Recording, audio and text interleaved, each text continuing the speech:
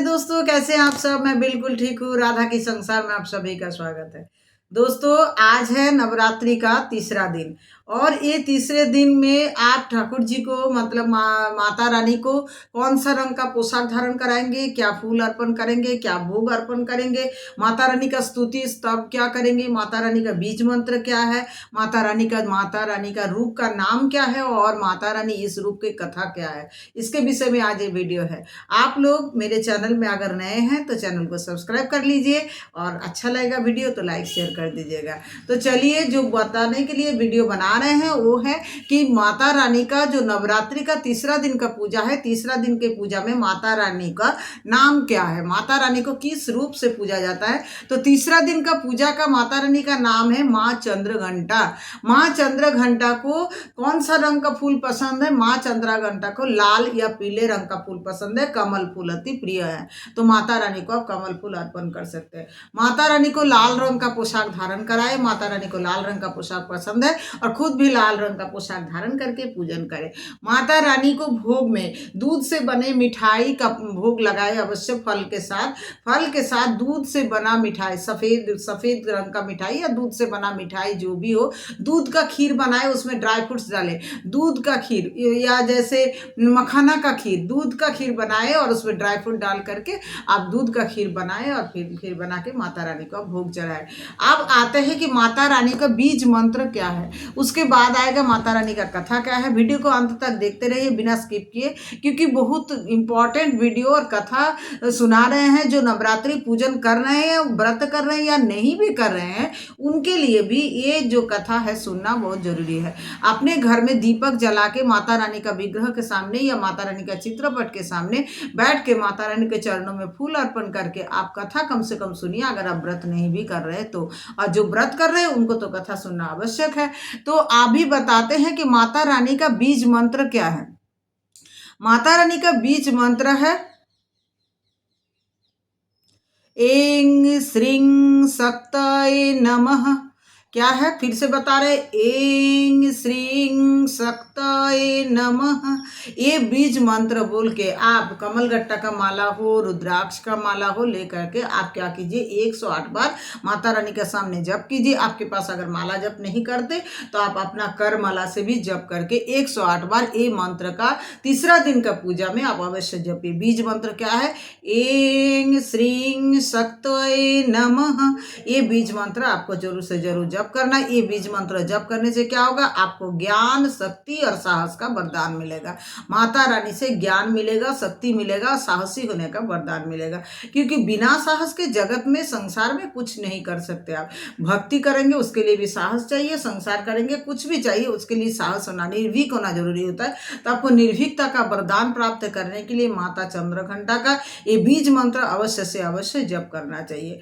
माता चंद्रघंटा को जो स्तुति है, माता चंद्रघंटा को स्तुति करने के लिए आप ये मंत्र गाइए, या देवी सर्वभूतेषु माँ चंद्रघंटा रूपेण संस्थिता, नमस्तस्मै नमस्तस्मै नमस्तस्मै नमो नमः। इसका अर्थ क्या हुआ? सभी प्राणियों में माँ चंद्रघंटा के रूप में स्थित देवी को मैं बार बार नमस्कार करती हूँ।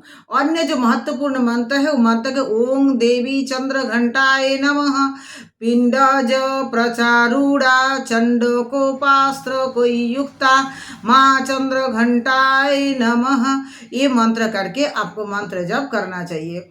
माँ चंद्रघंटा को आप जब मंत्र जप करेंगे, माँ चंद्रघंटा क्या है, महिषासुर को वध किए थे। अब आते हैं माँ चंद्रघंटा की कथा में। माँ चंद्रघंटा को कथा सुनिए और बिना स्किप किए वीडियो में रहिए अंत तक कि माँ चंद्रघंटा कैसे आए ब्रह्मांड में, माँ चंद्रघंटा आविर्भूत क्यों हुआ और कैसे हुआ, इसके विषय में ये कथा है। एक बार क्या हुआ था, हम लोग जानते हैं कि महिषासुर नाम का एक दैत्य थे। महिषासुर नाम का दैत्य जो है बहुत सालों तक तपस्या करके ब्रह्मदेव से वरदान प्राप्त किए थे कि उनको कोई वध नहीं कर पाएगा, अमरता प्राप्त करे। लेकिन ब्रह्मदेव बोले कि अमरता का वरदान वो दे नहीं सकते, तो इसीलिए कोई और वर मांगे।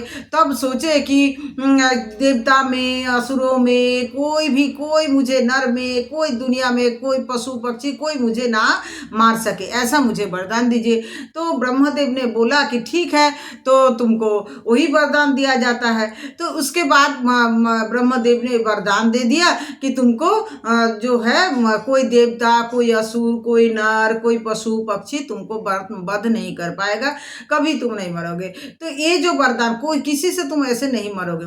अब क्या हुआ, ब्रह्मदेव तो वरदान देके चल गए। महिषासुर सोचा अब तो हम अमर हो गए, और महिषासुर अत्याचार शुरू कर दिया चारों तरफ। महिषी का रूप लेकर के, कभी कोई चीज का रूप लेकर के सभी ऋषि मुनियों को, सभी नर नारियों को, देवताओं को पीड़ित करने लगा। महिषासुर के अत्याचार में जगत एकदम पीड़ित होने लगा। उस समय क्या हुआ, महिषासुर ने एक ऋषि का आश्रम में जा करके महिषासुर ने उनको उनका यज्ञ भंग कर दिया, उनको अत्याचार किया। लेकिन कैसे रूप में गए थे, नारी का रूप धारण करके गए थे महिषासुर वहां पर वो ऋषि का अत्याचार करने के लिए। तब उस ऋषि ने क्या किए, महिषासुर को क्रोधित होकर के अभिशाप दिए कि जो नारी का रूप धर करके तुम आया है मेरे पर अत्याचार करने, मेरे यहाँ पर ध्यान भंग करा, मेरा तपस्या भंग किया, तो तुमको हम अभिशाप देते हैं कि ये नारी के हाथ में ही तुम्हारा मृत्यु होगा। अब ऋषि ने तो अभिशाप दे दिया कि नारी के हाथ में मृत्यु होगा। अब क्या हुआ, महिषासुर तो अपना अत्याचार, क्योंकि नारी नारी मुझे क्या वध कर देगा ना, जब कोई देवता, कोई असुर, कोई असुर राक्षस, कोई तो मुझे पार हरा ही नहीं सकता, तो एक नारी मुझे मेरा क्या कर लेगा। अब महिषासुर जब अत्याचार से, तो देवताओं ने महिषासुर के अत्याचार से पीड़ित होने के बाद सभी देवों मिल करके ब्रह्मा विष्णु महेश के पास इसके निदान के लिए गए। ब्रह्मा विष्णु महेश इनको सुन के बहुत क्रोधित हुए। ब्रह्मा विष्णु महेश सोचे कि क्या किया जाए। तब ब्रह्मा विष्णु और महेश के स्वरूप शरीर से एक ज्योति निकला, और उस ज्योति से एक देवी का आविर्भाव हुआ जिनका नाम माता चंद्रघंटा पड़ा। ये देवी को समस्त देवी देवताओं ने, ब्रह्मा विष्णु महेश ने, सब ने अस्त्र दिए, और सबके अस्त्र शस्त्र से देवी सुसज्जित है। तो जैसे भगवान शंकर ने उनको क्या दिए थे, त्रिशूल, भगवान विष्णु ने उनको दिए थे चक्र, इंद्र ने अपना घंटा प्रदान किए थे, अन्य देवी देवताओं ने भी अपना अस्त्र शस्त्र दिए थे, और तलवार दिए थे, कोई सिंह दिए थे, कोई सांप दिए थे, कोई ढाल दिए थे। तो ऐसे करके सब अपना अपना अस्त्र दिए। माँ चंद्रघंटा ने पूरा अस्त्र शस्त्र से सज्जित होकर अपने शेर पर सवारी करके माँ चंद्रघंटा महिषासुर के पास अपना जो लड़ाई करने के लिए, युद्ध करने के लिए चल गए। और महिषासुर से युद्ध बहुत दिनों दिनों दिनों तक चलते रहा। ऐसा युद्ध करते करते करते करते क्या हुआ, महिषासुर अंत में जाकर के महिषासुर का वध हुआ। तो ये है माता चंद्रघंटा की कथा। माता चंद्रघंटा का ये जो सुसज्जित रूप है, 10 भुजा है और 10 हाथों से सुसज्जित, 10 अस्त्र शस्त्रधारी माता चंद्रघंटा ने महिषासुर नामक दैत्य को वध करके इस जगत में शांति का स्थापन किया। इसीलिए माता चंद्रघंटा को जब पूजा किया जाता है तो क्या होता है, वीरता प्राप्ति होता है, साहस प्राप्ति होता है, ज्ञान होता है। जगत में शांति स्थापन करने के लिए, सभी जीवों का उद्धार करने के लिए, सभी जीवों का कल्याण करने के लिए अपने अंदर में जो ज्ञान का, जो शक्ति का, जो साहस का जरूरत होता है, वो माता चंद्रघंटा का पूजा मतलब तीसरे दिन के नवरात्रि के पूजा में प्राप्त होगा। तो आइए सब कोई माता चंद्रघंटा देवी को तीसरे दिन का नवरात्रि का पूजा करने के लिए बहुत अच्छा से पूजा करें, माता को प्रसन्न करें और माता से भक्ति प्राप्त करें, ज्ञान प्राप्त करें।